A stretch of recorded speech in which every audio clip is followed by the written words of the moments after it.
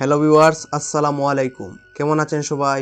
আশা করছি আপনারা সবাই অনেক বেশি ভালো আছেন। তো আপনারাও কি আপনাদের বাসায় এইরকম আলু চাষ করে প্রচুর পরিমাণে আলু পেতে চান?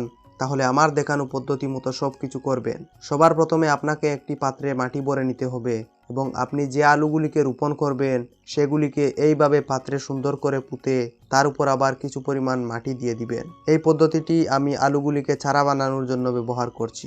উপরের মাটিগুলিকে সমান করে তার উপরে পানি ঢেলে রেখে দিন 7 দিনের জন্য। তারপরে আপনাকে এইভাবে দেওয়ালের পাশে কাঠের তক্তাকে ইটের সাহায্যে দাঁড় করে তার ভিতরে মাটি ভরে নিতে হবে এবং একটি বেলচা বা কোদালের সাহায্যে মাটিগুলিকে সমান করে নিতে হবে এবং 7 দিন পর এই বীজগুলিকে নিয়ে আসলে দেখবেন আলুগুলিতে খ্যাং চলে আসবে।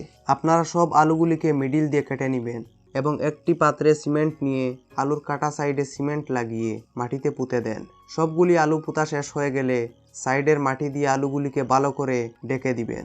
7 দিন পর এসে দেখবেন আলুগুলি চারা গজাতে শুরু করবে। আপনারা এগুলিতে কিছু পরিমাণ জল দিয়ে দিবেন। 15 দিন পর এসে দেখবেন গাছগুলি অনেক বড় হয়ে যাবে।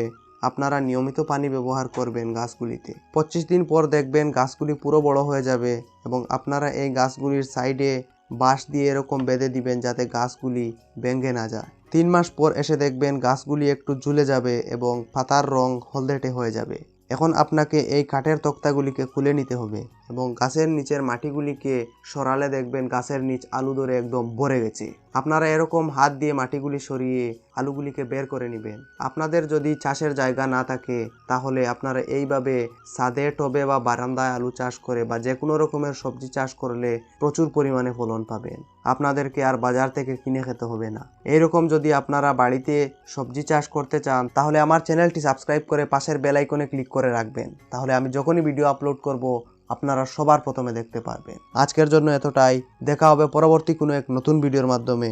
ততক্ষণ ভালো থাকবেন, সুস্থ থাকবেন। আল্লাহ হাফিজ।